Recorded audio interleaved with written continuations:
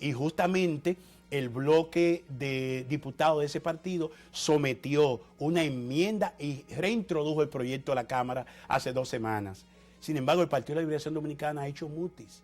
Ninguna de nuestras instancias, ni a nivel del Estado, ni a nivel político, han dicho qué opinión, qué plantean respecto a la ley de partidos políticos. ¿A quién le toca opinar? ¿Al secretario general o al presidente? Le toca primeramente al comité político. Y yo he planteado que como está abierto el Congreso, 8º Congreso Jorge Botello Fernández, desde el año pasado, este tema debe incluirse, porque la ley de partidos políticos será el gran referente para las reformas que tenemos que introducir. Nosotros tenemos un estatuto del último Congreso que fue en el 2005, que plantea una serie de reformas, como la condición de que el partido tendrá un padrón de miembros y de miembros militantes. Resulta que ese estatuto, a pesar de que ha pasado 7 años ese Congreso, no se ha ejecutado en lo más mínimo. Y la ley de partidos políticos plantea una contradicción con lo que establece el estatuto. Por ejemplo, la ley de partidos políticos plantea que los mandatos de las direcciones internas de los partidos no pueden exceder el mandato constitucional presidencial, que es de 4 años. ¿Cuánto lleva ya? Estamos del 2005 al 2012. La dirección política tiene 7 años perpetuada. Pero al mismo tiempo, pero el estatuto plantea la sucesión de las directivas cada 5 años.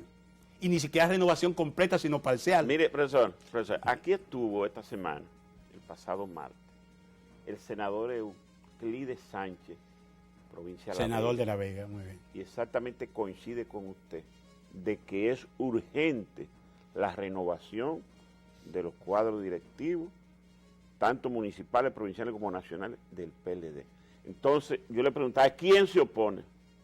Así es. Y más allá, don Freddy, en una situación medio retorcida, y tengo que decirlo así, retorcida, se impuso un plebiscito que está en nuestros estatutos para extender el periodo vía administrativa de la dirigencia del partido, el comité central y su comité político.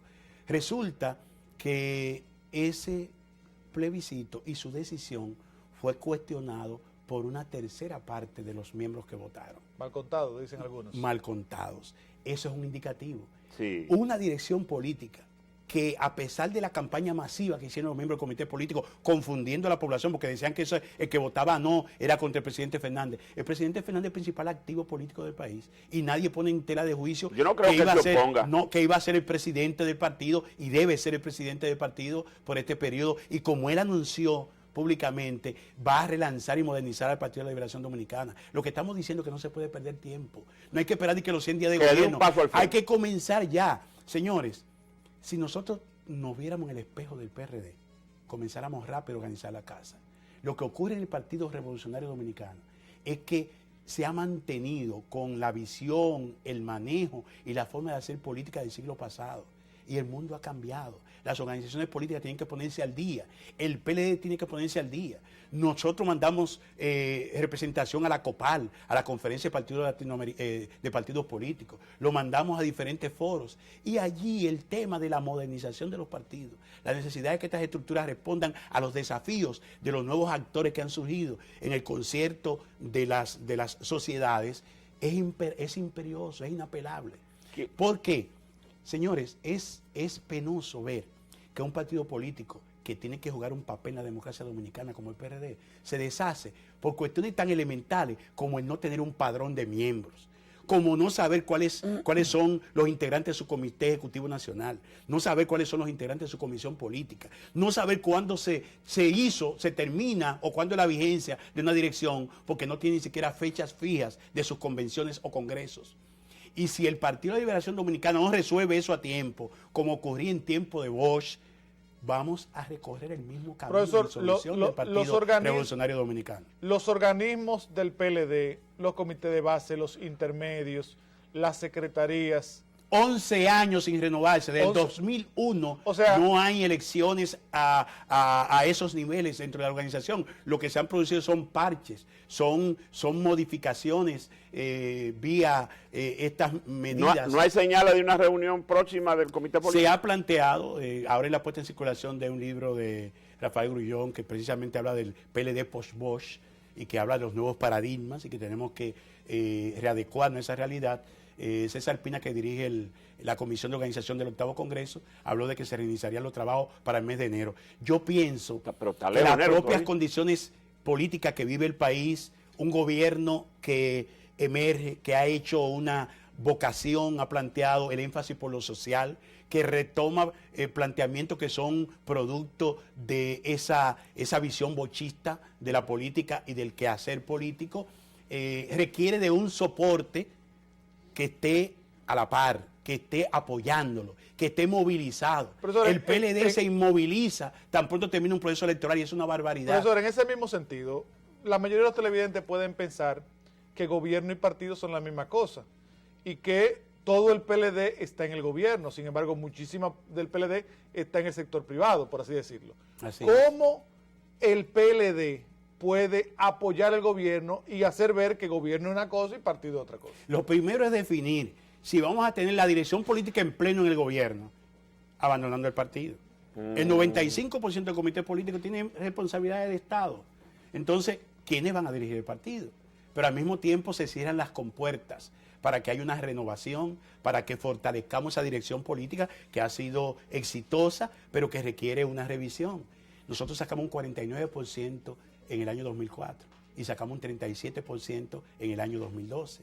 Y bajamos nuestra votación en 2008 y bajamos nuestra votación en el 2010. Eso es un indicativo de que hemos perdido el contacto con una parte importante de la población y que hay que reconquistar esa sintonía con la población. ¿Quiénes se oponen a la renovación, a que se convoquen a los máximos organismos para plantear ese punto? Públicamente es difícil oponerse. Ahora, privadamente hay unos mecanismos de control partidario, de ir derivando y posponiendo estas necesarias decisiones y cuyo principal responsable es el comité político. Por eso yo estoy llamando al presidente del partido, al secretario general, a que se pueda ampliar la comisión del 8º Congreso, se pueda incorporar a representativos que no están en esa comisión, a fin de que se pueda discutir el tema partido-gobierno, por lo que decía Roberto. Las relaciones partido-gobierno, en la Constitución está establecida la relación gobierno-sociedad, Estado-sociedad, a través del Consejo Económico y Social,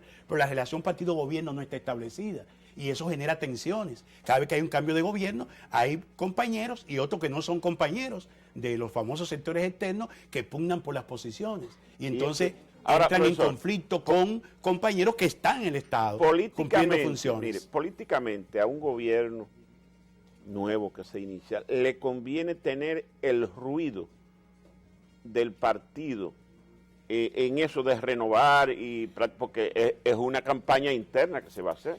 Hay que ver si conviene tener un partido inmovilizado o conviene tener un partido movilizado. Al gobierno del presidente Medina, que está planteándose situaciones que va a generar tensiones sociales. El mismo tema de la reforma fiscal, ya vemos que hay grupos que están tratando de variar el tema, buscar culpables, hacer protesta. Entonces, en esas condiciones, tú tienes que tener un partido, la casa organizada y un partido movilizado. Si el PLD no se renueva, no funciona. El PLD como está actualmente no funciona. Es una maquinaria electoral que solamente se activa para los procesos electorales. Y a eso que estamos llamando la atención. Pero con una oposición disgregada, una oposición que no alcanza a fijar horizonte, este es el momento que podemos aprovechar nosotros para internamente resolver los problemas internos. No hay elecciones dentro de 2 años, las elecciones son dentro de 4 años. Ahora, ¿qué es lo que ocurre, Roberto, Freddy, amigos televidentes? Que dentro de 3 años, 9 meses y días, estará en juego en este país todos los poderes públicos.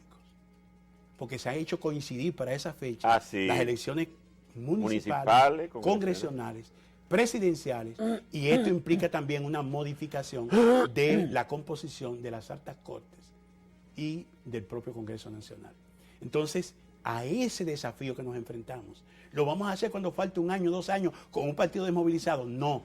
Organicemos la casa ahora, incorporemos lo nuevo, preservemos lo mejor de lo viejo y vayamos a ese desafío que implica, como lo decía vos, la transformación social. El PLD no es una organización para elecciones, es para ganar elecciones como una vía para acceder al poder, pero sobre todo para lograr la transformación social que requiere la población dominicana. El 26 de enero del próximo año se cumple el bicentenario del patricio. Pero también el próximo año se cumplen 40 años de la fundación del PLD. Ocasión más que motivadora para revisarnos, reencauzarnos, porque Bosch fundó el PLD el 15 de diciembre de 1973, va a ser 40 años, y el planteamiento que asumió no fue un programa socialista. El programa de liberación nacional que se planteó fue el programa trinitario. Y el programa trinitario, cuando tú investigas, está en el manifiesto de enero de 1844. El 16 de enero. Y ese manifiesto, que era el programa trinitario, el primer punto es la consolidación del Estado democrático, que lo contiene esta Constitución.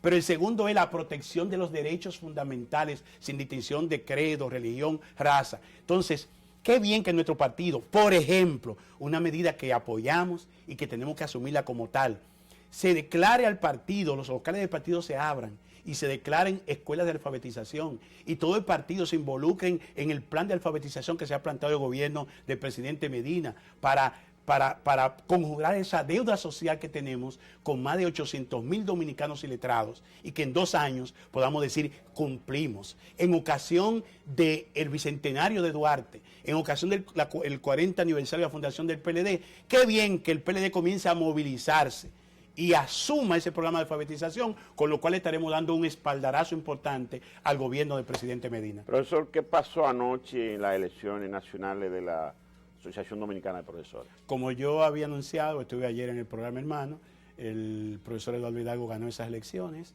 lo que hemos hecho desde el Ministerio de Educación en estos años y el trabajo que han hecho los compañeros a Corrientes José María de Hostos, que yo fundé en el año 1979 con un grupo de compañeros, garantizaba el triunfo. Había muy buenos candidatos como Xiomara Guante, como María Teresa Cabrera, pero todo apunta a que el frente que encabezaba Eduardo Hidalgo, que componen la corriente José María de Hostos y otras corrientes que hacen vida en la ADP, puedan obtener más del 50% del voto de los maestros, lo que le garantiza la mayoría del Comité Ejecutivo Nacional y la mayoría de las seccionales del país.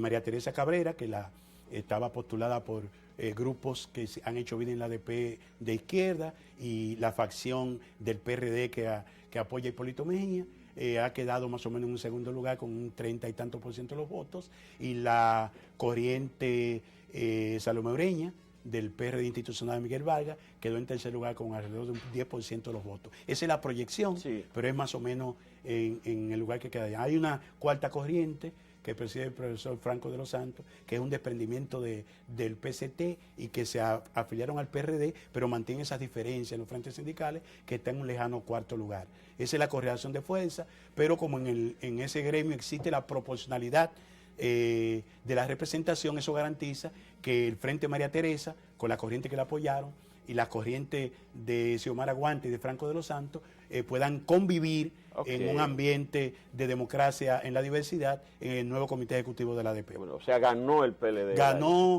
Yo pienso que ganó la corriente, ganó la sociedad, porque nuestra corriente siempre ha tenido una posición sensata, ha defendido, aunque muchas veces se ven titubeos, de que la lucha por la mejora de las condiciones sociales y laborales del magisterio comienza por la lucha por una mejor educación. Y esa mejor educación implica por el cumplimiento del horario de docencia. El magisterio hay que reconocerle, hay que mejorarle sus condiciones de vida, hay que mejorarle sus salarios, hay que dotarlo de vivienda, pero al mismo tiempo hay que exigirle que le brinde una educación como está en sus contratos de trabajo, de calidad y en el tiempo que establece el calendario a los niños, niñas y jóvenes del país. Profesor, se nos quedó el tema largo del programa de alfabetización, pero sí, pero lo traté en el sentido de que el partido debe, ya vimos que los rectores están apoyando, el PLD debe asumir como bandera, porque esta es una factura típicamente bochista, es patriótica. Y cuando no hay mucho para repartir los panes, tenemos que convocar entonces a la emoción, al sentimiento patriótico que implica el plan de alfabetización que ella aprende contigo. Muchísimas gracias, profesor. A ustedes. Amigas y amigos, no se vayan. Hola Matinal regresa tras una pausa comercial.